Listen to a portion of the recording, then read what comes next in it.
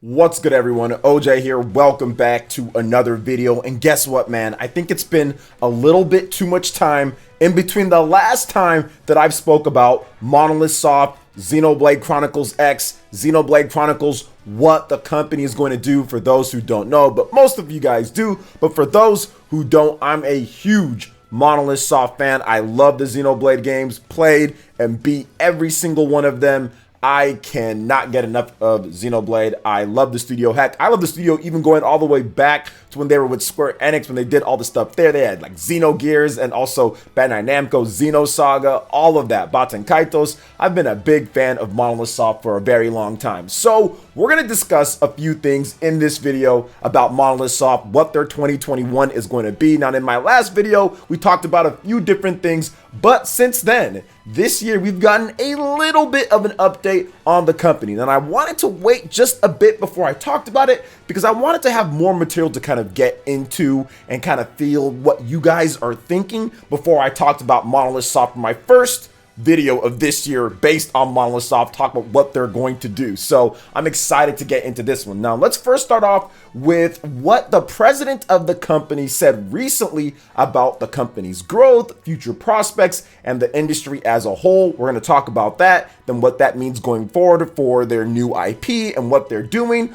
also Monolith Soft as a company. Then we're going to get into Xenoblade Chronicles X because I know a lot of you guys want to hear my opinion on that, but we do have to do a little bit of history where we kind of round up everything here. But let's first start off with this issue of Famitsu that was a couple weeks ago where the Monolith Soft president did speak about the company as a whole. First, he shared this with the magazine.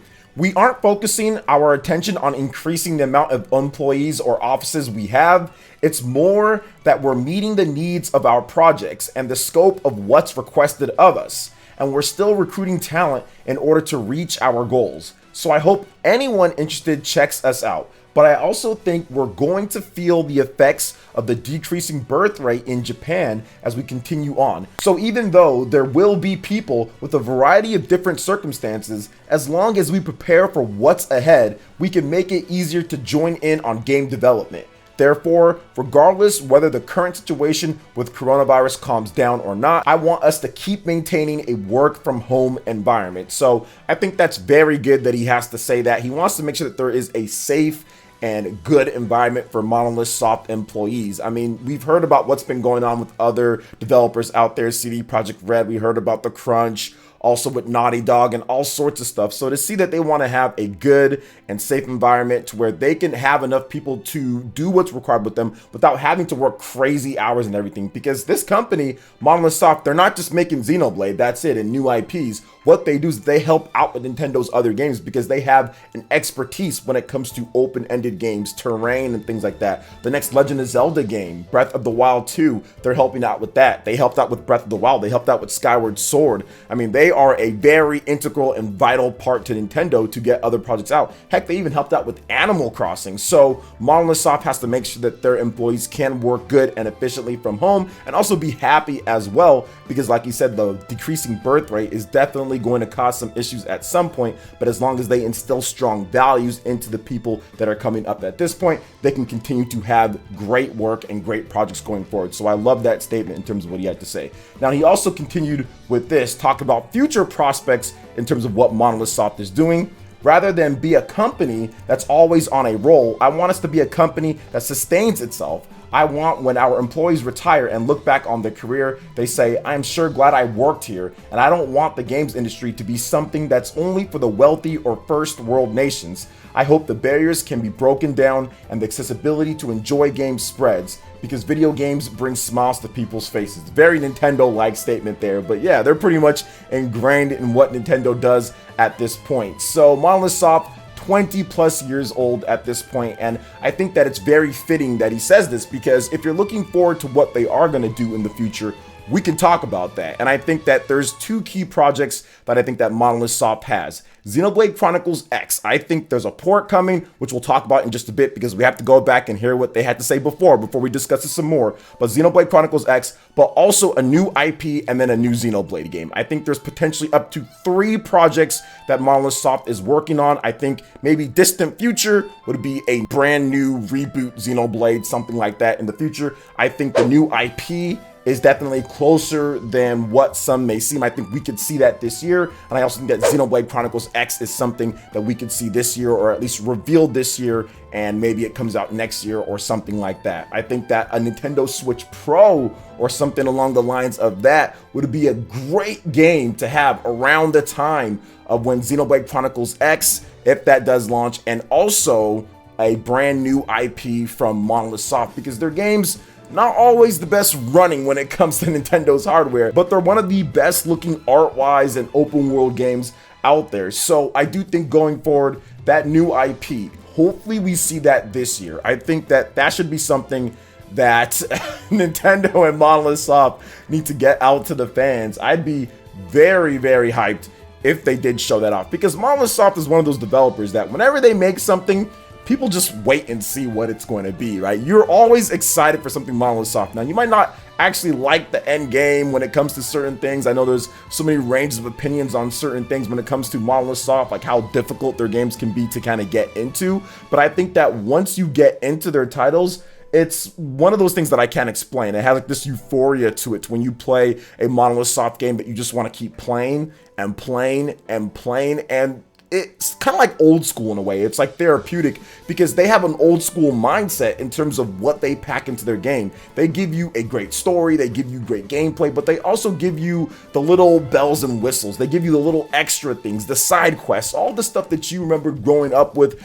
back in the day with RPGs and everything. They pack that into their games, but then put a new coat of paint on it. So that's what I love about Monolith Soft games. They feel old school, but then also very new at the same time. So Monolith Soft just has this special, unique place in the industry and in my heart when it comes to what they do. Now let's talk about Xenoblade Chronicles X, because that's going to be something that we need to discuss here, guys. But first, we need to go back to what they had to say before on Xenoblade Chronicles X. Now, this was all the way back in October of 2018. It's been more than a year that they said this, and everyone kind of ruled out Xenoblade Chronicles X for the Switch, but you know what? I don't know about that one. So let's go ahead and get into this. Now, this article was from US Gamer, which I don't think is around anymore, but US Gamer chief of the production, Mr. Tetsuya Takahashi, spoke about what could happen, what could they do when it comes to Monolith Soft and Xenoblade Chronicles X, and here is what he had to say. Remember, guys, this is the 2015 release Wii U game that had mechs, and it was huge open world, and there was all this different stuff, the blade, it was just like awesome.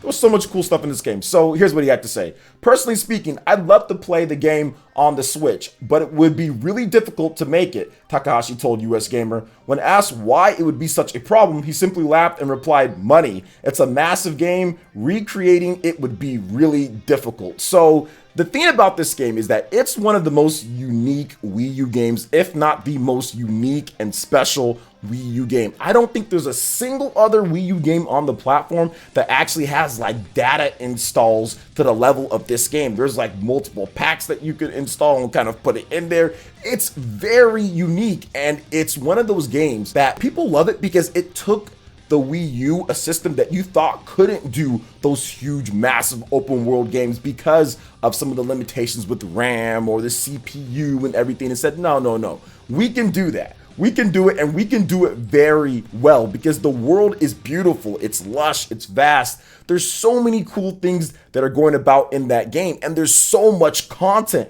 packed into the game with online multiplayer, with passive like online multiplayer as well, to where you can like recruit your friends' blades and stuff like that. It's just really cool. It's a lot of fun as well. So this is the type of game that would take a lot of money to put to Switch. This is the type of port where you have to adapt a number of things for it to go. And also the online play, the massive single player experience, everything would be pretty pricey. However, since 2018, a number of different things has happened since 2018. One, Xenoblade Chronicles 2 has become the best-selling Monolith Soft game of all time, selling over 2 million copies. Also, Xenoblade Chronicles Definitive Edition has launched to the tune of another like 1.4 million as of the last time that we got sales numbers. And also Xenoblade Chronicles 2 Torn of the Golden Country has done very well. So they've gotten a number of extra revenue and kind of money coming in, and the brand of Xenoblade is bigger now at this point than it was in 2018. And I feel that Nintendo definitely saw that over the course of Xenoblade Chronicles 2 selling well, Torn of the Golden Country selling well, and Xenoblade Chronicles Definitive Edition selling well too. So I think that they did slip in a Xenoblade Chronicles X budget for a Switch port. They've been expanding their studios in order to have multiple different ones now. I think they have about 5 different locations now. I know a lot of them are supplementary work where they help out with other projects, but they still do have 2 big teams. So I do think it's very possible that we see a Xenoblade Chronicles X Switch port this year. I think it's possible, and I feel that it would essentially be a new game for like 98% of Switch owners. It would really be a new game, and it's one of the few games left on the Wii U. There aren't many other games in terms of what people love, the really good games that are left on the Wii U. There are some okay ones, right? But Xenoblade X is one of those games that I feel that definitely needs to come over before the Switch is all said and done. And I honestly feel this could be the year that it does happen. So what do you guys think about this when it comes to what Monolith Soft had to say about the future for their company? And also with Xenoblade Chronicles X, a Switch port, do you feel that it could happen? Do you feel that it would be this year, or maybe it's announced this year and it comes out next year? I'd love to hear what you guys have to say in the comment section below. All right, guys, that wraps it up for this video here. Check out the links in the description. We've got Twitter. Go and give us a follow on there. Stay up to date on all the latest gaming news and information. Also, make sure you like, comment, and subscribe, and share this video if you can. Thank you guys so much for watching, and we'll catch you guys for the next one. Peace.